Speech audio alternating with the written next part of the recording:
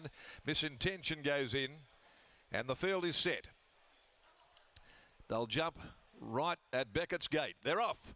And the first of them away, King Mahuta, Mystical Man, dug up from the inside, trying to hold a spot. War Matters right there, so's Border Force. Rocking Society, a line of 5 now as 5 down, comes across and is about to look for the lead here soon after the start. Lethal Weapon's going to charge across with it as well, and they're being followed by Longines. Central Force further back, then Sketter, being followed by Stormageddon, Beautiful Baroque further back in the field, Misintention. Over on the inside next of all, travelling up into the back, Blazing Tycoon, then came Forbidden Apple, and For Your Eyes is a long last and a long way from the leader, which has taken off going down the riverside. Geordie Childs had set 5 down a light at the 1,000 metres mark, and 5 down had raced away by 6 or 7 lengths on Lethal Weapon. Rocking Society up running third, a further 2.5 Border Force just shading King Mahuta.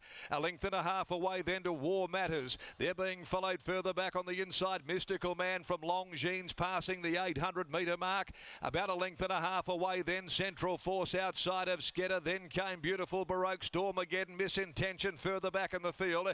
Over on the inside For Your Eyes, back with those Blazing Tycoon, and relegated to last is Forbidden Apple. 5 down is giving back as a big sight coming to the 400. It led by 4, but they're starting to cut into the margin. Childs has to shake it up. 5 down leads, not sure for how much longer though. Here's Rocking Society and Lethal Weapon brushing together. Rocking Society comes out after 5 down, takes it. Further back came Border Force, followed further back behind them to War Matters. Rocking Society's the leader down the outside. Central Force is coming at the rate of knots with War Matters. War Matters, Central Force, Rocking Society, they'll go to it or there won't be much in it at all. Rocking Society kicked on the inside, might have held on a nose. Maybe Rocking Society landing a big plunge in a tight go to start the day. Lunging at it, War Matters, and also on the outside Central Force in behind the Mystical Man. They were followed further back, Border Force, Stormageddon, Forbidden Apple, For Your Eyes, Lethal Weapon, then 5 down who pulled up on a dime after leading, set a cracking pace.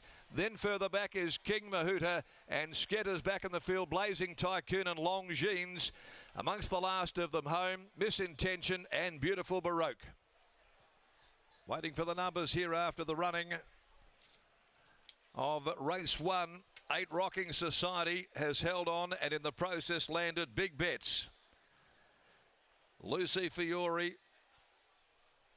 squeezing the last ounce out of Rocking Society as they charged at it. Central Force, War Matters, but Rocking Society, the Awesome Rock 4-year-old, has come on considerably after its defeat last start at Bunbury at the hands of Lethal Weapon.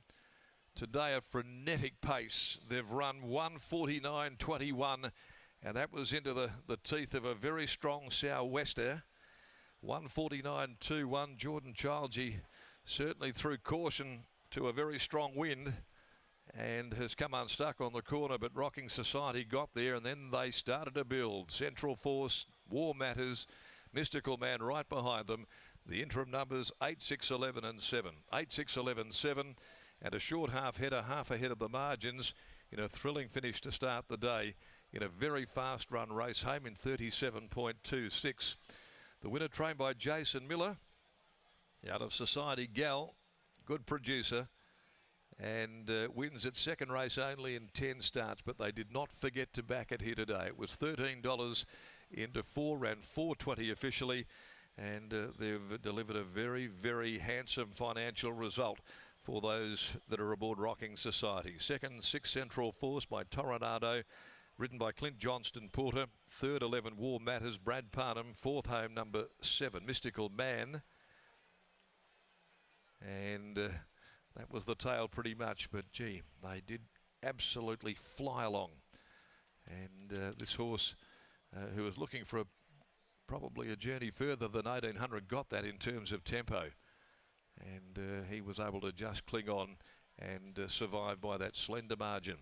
Race 2 is rescheduled for 1:11, please note. Race 2 goes at 1:11 today, an amendment to the time.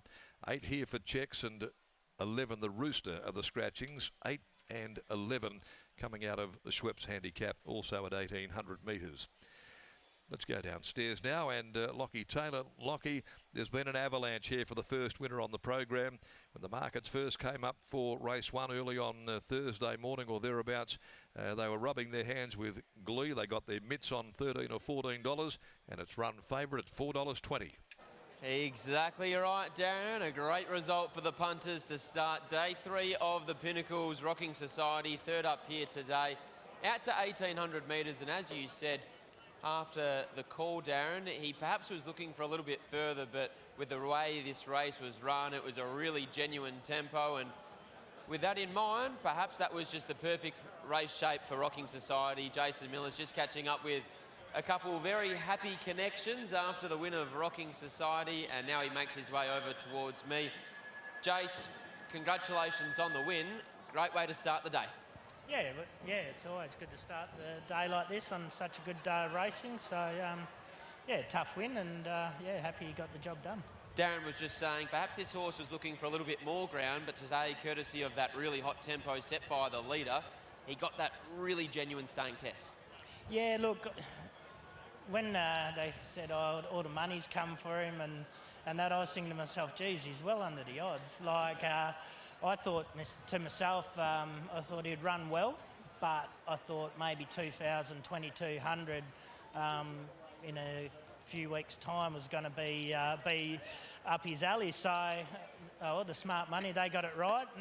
I didn't have a bet, and yeah, I got sick of people asking me, going, geez, how much you have on this horse? And no, look, he's done a good job, and the speed was obviously suited him to make it a true test. But the beauty about him, he's such a big kid still. Where he was sitting and having to lead everyone up, he probably wasn't realising the work he was having to do. So credit to the horse, it was a tough win, and yeah, he's still got. I know he's 4, but he's still got a fair bit of learning and maturing to do. Bon Joy in the Jungle Dawn later today. How's she been since that mishap a couple of weeks ago? No, she's good. She's made a really good recovery. She was off for a couple of days, and she had a bit of skin off nearly everywhere. But no, she's bounced back. We put her through the barriers on Monday. She had a good experience. Work's been good. Look, it's always hard to get a guide when you miss that first race, and she's going into a 14. But she had 3 trials. Her fitness at home seems not far off the mark. So I know there's nothing like race fitness, but yeah, she's not far off the mark. So it's a good competitive field, and I think this year it probably looks stronger than previous years. But she's a classy filly mare, and I think she'll run well. A nice way to start the day when you're proven wrong. Well done, and good luck later today. Thank you. There's Jason Miller, and here's Lucy Fury. Lucy Fury joins us now. Rockin' Society. Lucy, it looked like Geordie Charles turned it into a bit of a staying test there with 5 down. He was rolling a long way out. Yeah, I think when it won the other day, I was following it, so I thought we would run along again today. To Rocking Society's credit, I think the pace suited him really well. He was never under the pump. I think he really likes that flowing type of speed, and when I give him a little squeeze at about 700, he was happy to sprint on top of that speed already. Point to the home straight. You and Stevie basically had to go when you were going. Yeah, it was a bit of cat and mouse. Who was going to get out, who was going to hold each other in, but no, I just had a lot of horse, and even obviously probably just got tired on the line, but it was a tough effort from him.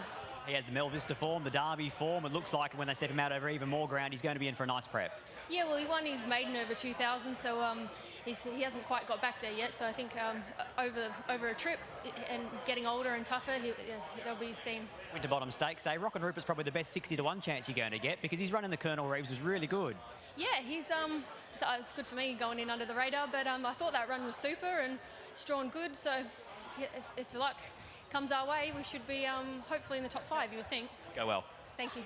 There's Lucy Fury starting the day off with a winner. She combines with Jason Miller and a Rocking Society to take out the Racing Towards Better handicap. How good does the overhead drone shot look for the concluding stages? We can't wait to look at those all throughout this afternoon's program.